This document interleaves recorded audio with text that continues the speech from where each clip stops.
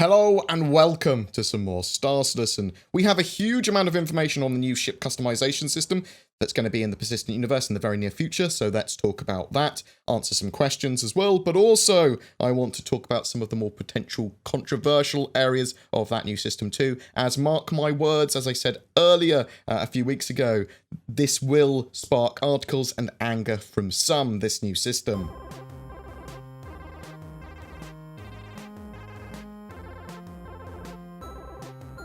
With the Origin celebration, which I'm assuming is going to land in the first week of June and have 3.51 going live as well, there is a new ship customization system to allow you to tailor your ship with paint jobs, weapons, items, loadouts, aesthetic and flair, both inside and out.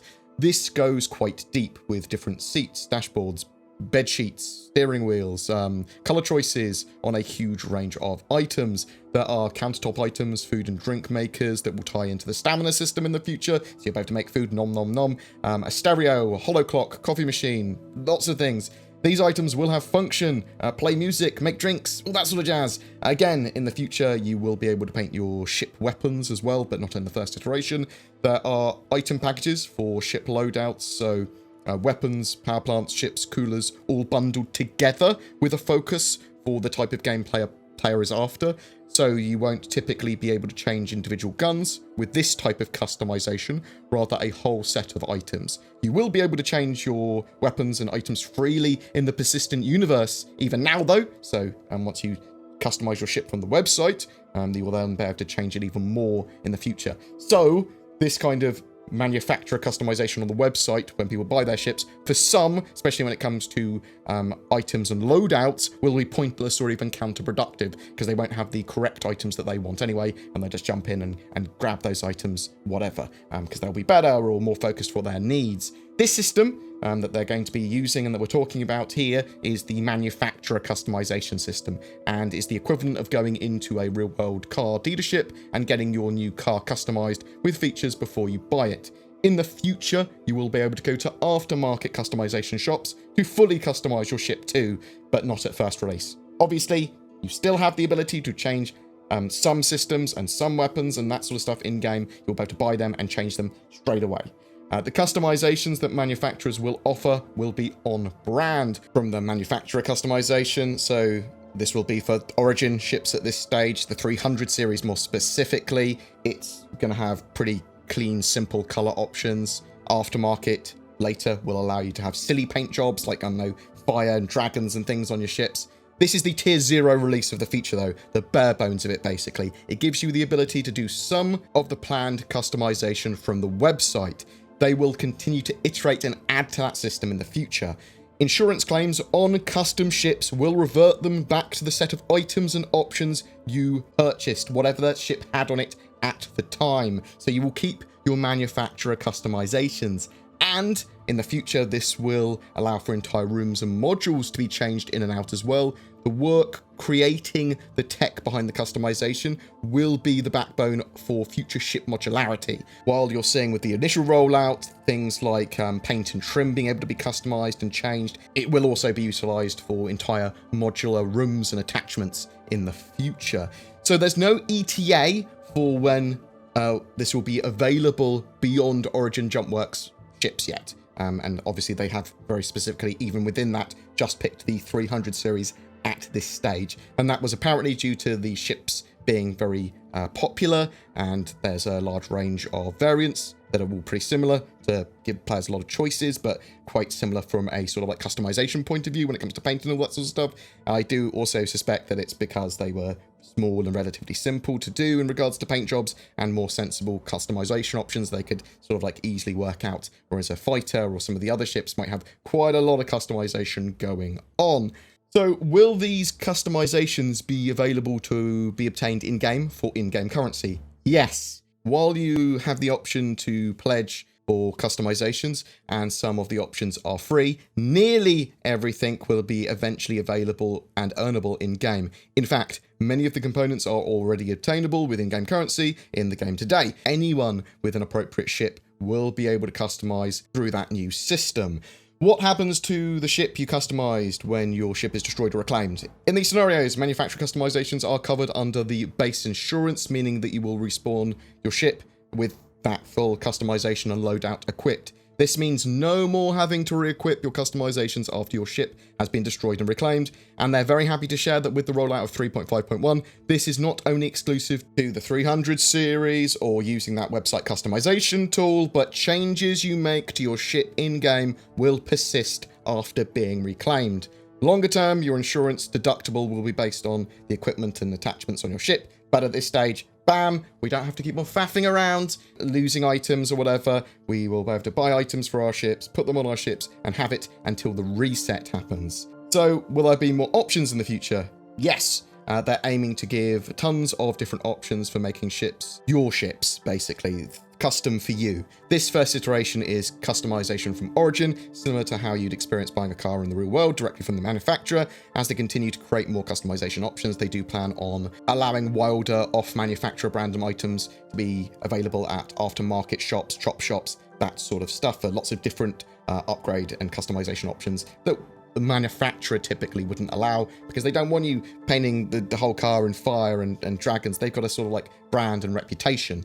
Can you customize your ship over and over again? Short answer, yes. Long answer, just like in the real world, when you customize a car with a manufacturer, you would be unlikely to be able to return it and make additional aesthetic changes. Because this is the first rollout and they want to get as much testing as possible, you're going to still be able to trade in custom ships by your hangar by selecting the exchange option for store credit that equals the value of your ship plus any customizations you've added to it in the past. Basically, all of the real money that you've spent on that ship will be allocated as store credit, I suppose, excluding VAT and taxes and stuff, which then your store credit would offset. Longer term, you would need to visit a chop shop or aftermarket dealer to make additional customizations.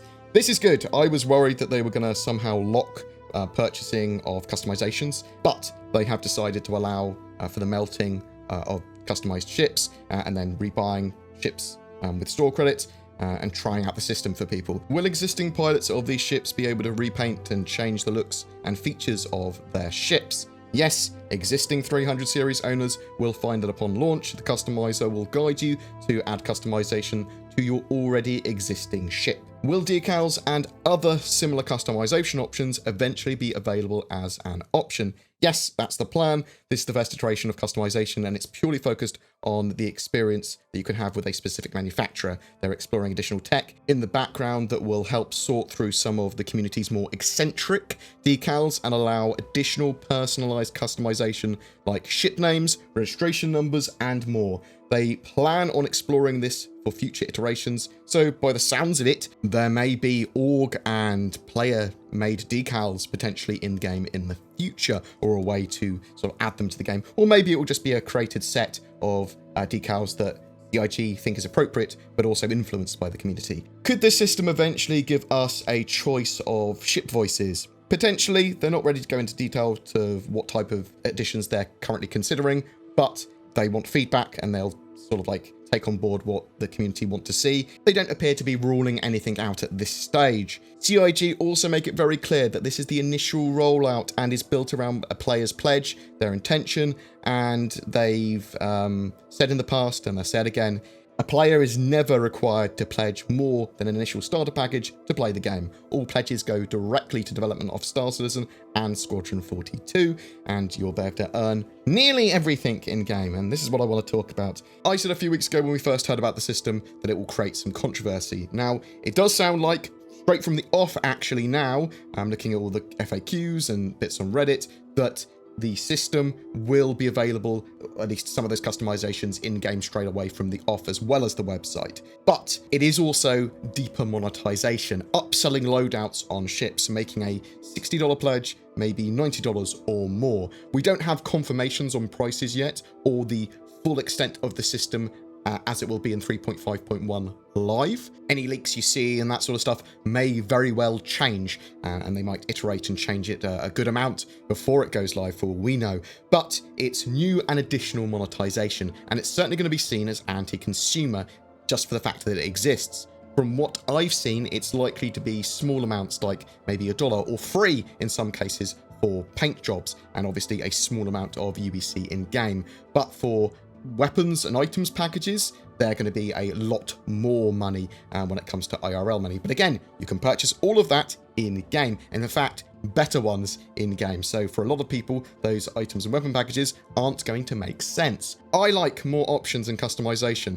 Some of them being entirely free, that's great. And current owners of the ships being able to straight up customize them is cool. I will probably change my 325A to have a cool paint job. I'm happy to spend as much alpha UEC in game as possible to make it look really cool. But if it's just for money for some of the color loadouts, because I suspect some of the paints might be sort of like gated by a price or whatever, they'll have exclusive or unique paint jobs that you can only buy. That makes sense for monetization. That sort of monetization is fine with me. I don't like overly monetizing stuff. That is certainly a tricky balance to sort of like toe the line on. Also, making any customization of ships in or out of game when you customize them persist after you reclaim them, that is amazing. Thank you. That is fantastic. I can buy expensive components and not worry about losing them to a server crash. And I can buy that all in game now. That's great. I can really customize my ship. Awesome.